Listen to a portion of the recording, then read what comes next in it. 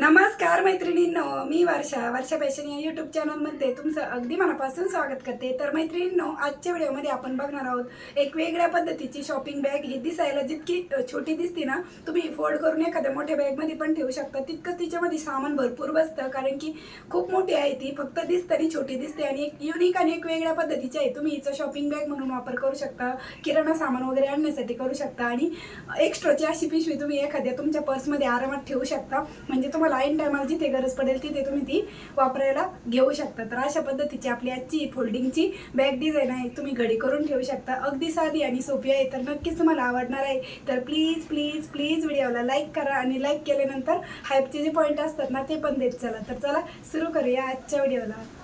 तर मैत्रिणींनो, आजच्या आयडियासाठी बघा, मी इथे कॉटनचा कपडा घेतलेला आहे. तुमच्याकडे जो कोणता कपडा जाडमधला थोडासा शिल्लक असेल ना, त्याचा तुम्ही इथे आजच्या आयडियासाठी वापर करू शकता. तर याची लांबी आहे बघा इथे 36 इंच आणि रुंदी आहे 24 इंच.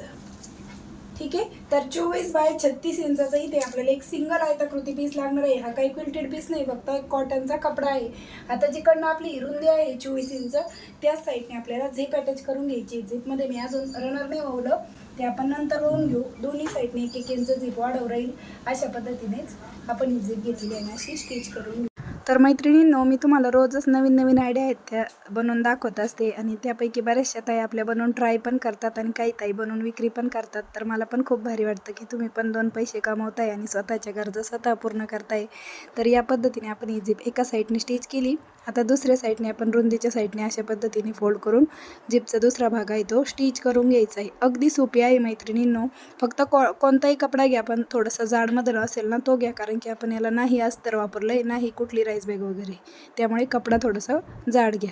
आता ही म्हणजे रनर नाही वावलं आपण या झिपमध्ये, तरी पण ही झिप बंद आहे. तर मी तशीच याच्यावरती दाबटीप देऊन घेत आहे आणि देता येते दाबटीप आपल्याला अशी पण. ठीक आहे. तर या पद्धतीने आपली ही दाबटीप देऊन झाली आहे. आता ही सुयामधून आपण हे बाहेर काढून घेऊ आणि तुम्हाला इकडनं दाखवते बघा. अशा पद्धतीने दाबटीप देऊन झाली. आता ही आपल्याला राईट साईडला टर्न करून घ्यायची आहे. ठीक आहे. आणि ही झिप बरोबर आपल्याला सेंटरला पकडायची आहे आणि जिथे सेंटर येतो आहे ना तिथे आपल्याला एक मार्क करून घ्यायचं आहे, किंवा तुम्ही इथे छोटासा कट देऊन घेतला तरी पण चालेल. हा आपल्याला फक्त लागणार आहे पुढे मेजरिंगसाठी, त्यामुळे इथे सेंटर मार्क करून घेतला. ठीक आहे.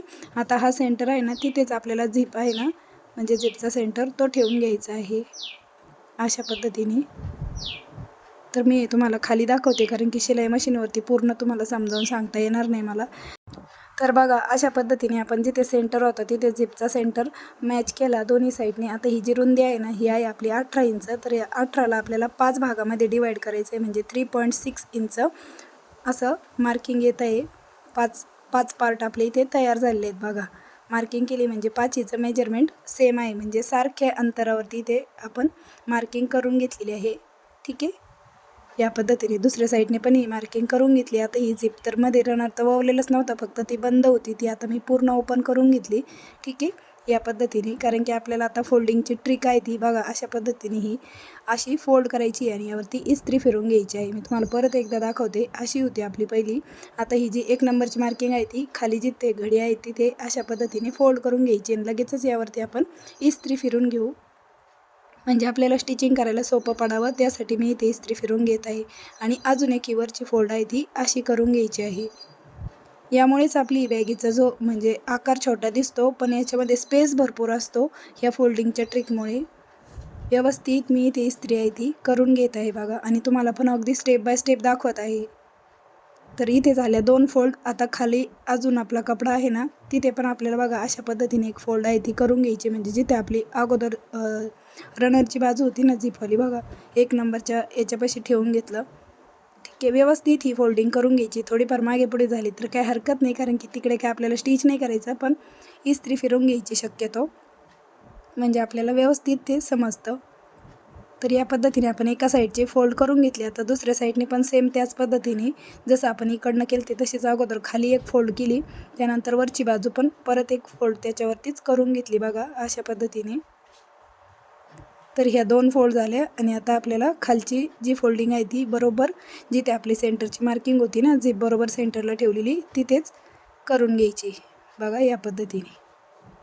ठीक आहे. तुम्हाला आत्ता अंतर वाढव दिसत असेल, पण एकदम बरोबर आहे, कारण की झिप आहे ना ती थोडीशी मागे असे उलटते ती, त्यामुळे तुम्हाला तिथं स्पेस दिसत असेल. पण एकदम मी सेंटरलाच ही फोल्डिंगची घडी आहे ती करून घेतलेली आहे आणि इकडनं पण मी इस्त्री फिरून घेतलेली आहे. थोडीशी घडी मला म्हणजे जास्त बाहेर वाटली म्हणून मी परत फोल्ड करून यावरती इस्त्री फिरून घेतलेली आहे. ठीक आहे. तर अशा पद्धतीने दोन्ही साईडने आपण ही फोल्डिंग करून घेतली, इस्त्री फिरवून घेतली. आता याच्यामध्ये आपल्याला 2 रनर वाहून घ्यायचं आहे, एक या साईडने एक त्या साईडने. आणि झिप मी 5 नंबरची घेतलेली आहे, तर रनर पण इथे 5 नंबरचंच घेतलं. दोन्ही साईडने एक रनर वाहून घेतलं. आता या दोन्ही कडा आपल्याला स्टिच करायचे आहे आणि इथे मी ठिकठिकाणी टाचणी लावून घेते, म्हणजे आपल्याला स्टिच करताना हे घडी आहे ती परत मारावी लागू नये त्यासाठी. आणि स्टिच केलं, थोडंफार मागे पुढे पार्ट होता तो कट केला. इकडच्या साईडने पण आपण ही स्टिचिंग आहे ती करून घेत आहोत. ठीक आहे. आता यावरती आपल्याला पायपिंग करून घ्यायची. तर पायपिंगसाठी इथे तुम्ही 2 इंच रुंदीचा कोणताही प्लेन कपडा घ्या, थोडासा सुरुवातीला फोल्ड करा आणि इकडनं पण फोल्ड करा, म्हणजे दोन्ही साईडला व्यवस्थित पायपिंग येते आपली. आणि इकडनं डबल फोल्ड करून ही पायपिंग आहे ती आपण कंप्लीट करून घेऊ. दुसऱ्या साईडने पण सेम याच पद्धतीने मी पायपिंग करून घेते. ठीक आहे. तर बघा या पद्धतीने दुसऱ्या साईडने पण मी ही पायपिंग करून घेतली. आता त्यानंतर आपल्याला इथे बेल्ट स्टिच करायचे आहेत.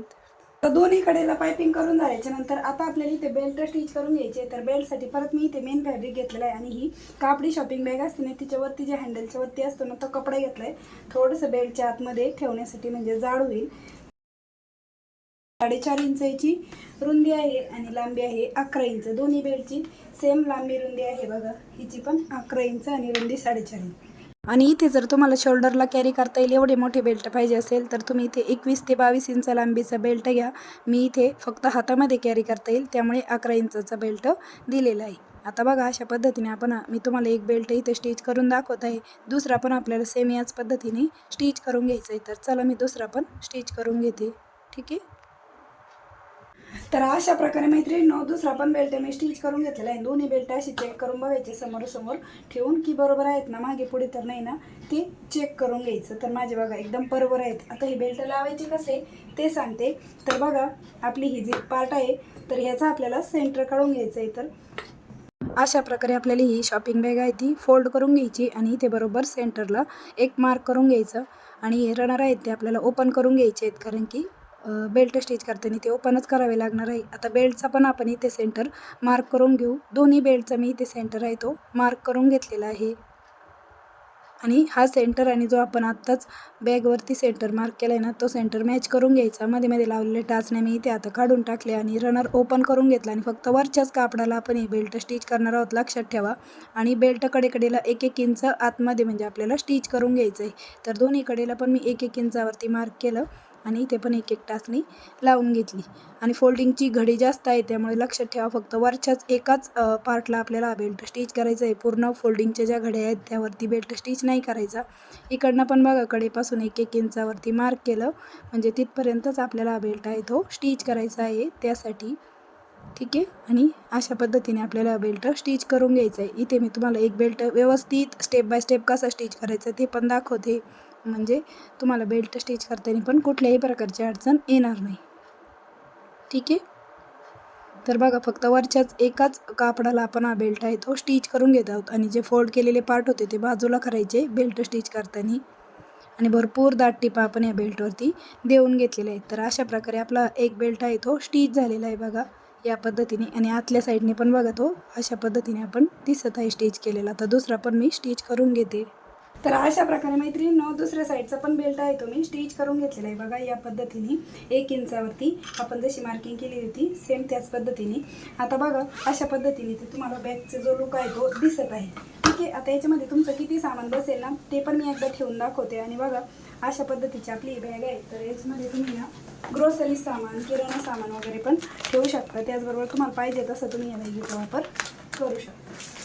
तर मैत्रिणींनो तुम्हाला व्हिडिओमधलं काहीही आवडलं असेल, कुठलाही पार्ट, अगदी माझी शिकवण्याची सांगण्याची पद्धत, तर प्लीज व्हिडिओला एक छोटंसं लाईक करत चला आणि तुमची कमेंट मात्र नक्की करत चला. आणि एवढं किराणा सामान ठेवून पण जागा शिल्लक होती त्यामुळे मी याच्यामध्ये परत काही कपडे पण ठेवून घेतले, कारण की स्पेस भरपूर शिल्लक होता त्यामुळे.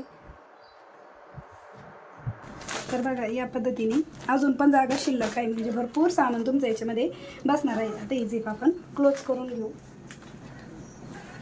आणि बघा किती सुंदर आणि अगदी झटपट अशी आपली ही ग्रोसरी सामान आणण्यासाठी, किराणा सामान किंवा तुम्हाला असंच काही पण शॉपिंग बॅग म्हणून तुम्ही या बॅगेचा वापर करू शकता. आणि तुम्हाला जर शोल्डरला कॅरी करता येईल असे बेल्ट पाहिजे असेल तर तुम्ही हे जे बेल्ट मी 11 इंच घेतले ना, तिथे तुम्ही शोल्डरचं माप घेऊन 21-22 इंच लांबीचा पण बेल्ट घेऊ शकता. आणि बघा किती मोठं सामान बसतं याच्यामध्ये. मी तुमच्यासमोरच भरपूर सामान याच्यामध्ये ठेवून दाखवलेलं आहे आणि तुम्ही हातामध्ये अगदी इझिली कॅरी करू शकता. तर मैत्रिणींनो, कशी वाटली तुम्हाला आपली आजची ही आयडिया ते पण मला कमेंट करून नक्की सांगा. व्हिडिओ युजफुल वाटला असेल, आवडला असेल तर प्लीज प्लीज प्लीज व्हिडिओला लाईक करा, हाईप करा आणि असेच नवीन नवीन युजफुल आणि युनिक व्हिडिओ बघण्यासाठी आपल्या वर्षा फॅशन चॅनलला नक्की सबस्क्राईब करा. तर भेटूया पुन्हा नेक्स्ट व्हिडिओमध्ये. तोपर्यंत bye bye. Thanks for watching. Shri Swami Samarth. जय जिजाऊ, जय शिवराय. Bye bye. आणि अशा प्रकारे हिच्यातलं सामान काढून झाल्यानंतर मी तुम्हाला हिची घडी कशी करायची ते सांगते. म्हणजे तुम्ही कोणत्याही तुमच्या छोट्या मोठ्या पर्समध्ये, अगदी स्लिंग बॅगमध्ये पण ही अशा पद्धतीने फोल्ड करून ठेवू शकता आणि जिथे गरज असेल तिथे तुम्ही ती बाहेर काढू शकता. बघा किती छोटी घडी आपली इथे तिची तयार होते. आणि हिला तुम्ही एखादी नाडी वगैरे बांधून पण ठेवू शकता किंवा अशीच घडी करून ठेवली तरी पण चालतं आहे. तर नक्कीच तुमच्यासाठी आजची पण आयडिया युजफुल ठरली असेल. तर जाता जाता एक छोटीशी कमेंट मात्र नक्की करून जा.